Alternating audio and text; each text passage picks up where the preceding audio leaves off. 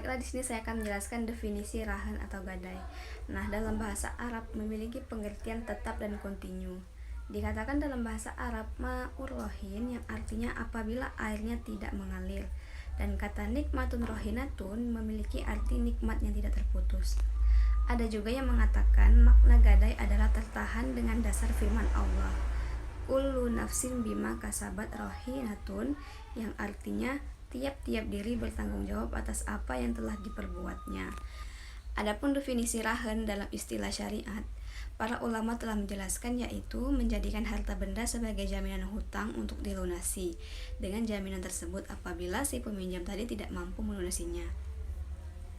Sedangkan menurut Syekh Al-Bassam, definisi ar-rahan adalah jaminan hutang dengan barang memungkinkan pelunasan hutang dengan barang tersebut atau dari nilai barang tersebut apabila orang yang berhutang tidak mampu melunasinya. Nah, selanjutnya adalah hikmah pensyariatan ar-rahan atau gadai bagi untuk yang menggadaikan, yaitu mendapatkan keuntungan sehingga menutupi kebutuhannya, sehingga dia bisa menyelamatkan dirinya dari krisis yang menimpanya dan juga menghilangkan kegundahan di hatinya. Bahkan kadang ia bisa berdagang bermodal hutang tersebut lalu menjadi sebab ia menjadi kaya. Nah, sedangkan hikmah pensyariat bagi si pemberi hutang tadi atau multahin tadi, ia menjadi tenang dan merasa aman atas haknya dan mendapatkan keuntungan syar'i. Bila ia berniat baik, maka mendapatkan pahala dari Allah Subhanahu wa taala. Nah, adapun kemaslahatan yang kembali kepada masyarakat, yaitu memperluas interaksi perdagangan, saling memberikan cintaan dan kasih sayang di antara manusia, karena peminjam dengan ar-rahin ini termasuk kategori tolong-menolong dalam kebaikan dan takwa. Nah, di sana juga terdapat manfaat yang menjadi solusi kritis, memperkecil permusuhan dan juga melapangkan penguasa. Nah, selanjutnya yaitu ada rukun dan syarat ar-rahan. Mayoritas ulama memandang rukun ar-rahan atau gadai tadi ada 4. Yang pertama itu ar-rahan atau al-marhun, yang kedua al-marhun bih atau si yang penghutang, yang ketiga sihah, dan yang keempat dua pihak yang bertransaksi, yaitu rahan orang yang menggadaikan dan murtahin yaitu pemberi hutang. Nah, sedangkan syarat ar-rahan adalah yang pertama, syarat yang berhubungan dengan yang melakukan transaksi, yaitu orang yang menggadaikan barangnya adalah harus baligh, berakal, dan rusyad atau kemampuan mengatur. Yang kedua, syarat yang berhubungan dengan al-marhun atau barang gadai, yaitu ada 3.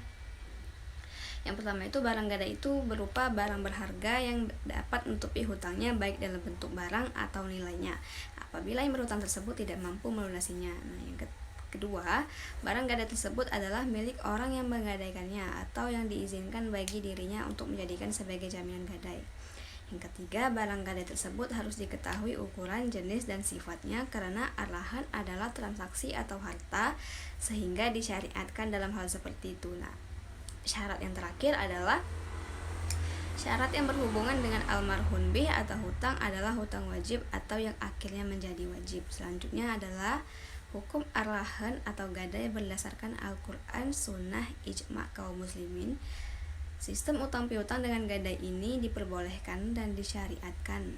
Dalil di dalam Al-Quran yaitu Allah berfirman, wa in kuntum ala safari wa lam tajidu katiban farihanum makbudullah fa in amina ba'dukum ba'dalan fahiyu adil ladzi tumina amanatahu wala yaqtillah rabba wala takmusyu syahada wa may kuntum hapa innahu adsimun qalbu wallahu bima ta'maluna alim. Yang artinya, jika kamu dalam perjalanan sedangkan kamu tidak mendapatkan seorang pencatat, hendaklah kamu ada barang jaminan yang dipegang. Akan tetapi, jika sebagian kamu mempercayai sebagian yang lain, hendaklah yang dipercayai itu menunaikan amanatnya dan hendaklah dia bertakwa kepada Allah. Janganlah kamu menyembunyikan kesaksian, karena siapa yang menyembunyikannya sesungguhnya hatinya berdosa. Allah Maha mengetahui apa yang kamu kerjakan. Nah, dalam ayat ini walaupun disebutkan dalam perjalanan, namun yang menunjukkan kemampuannya, yakni baik dalam perjalanan maupun dalam keadaan mukmin.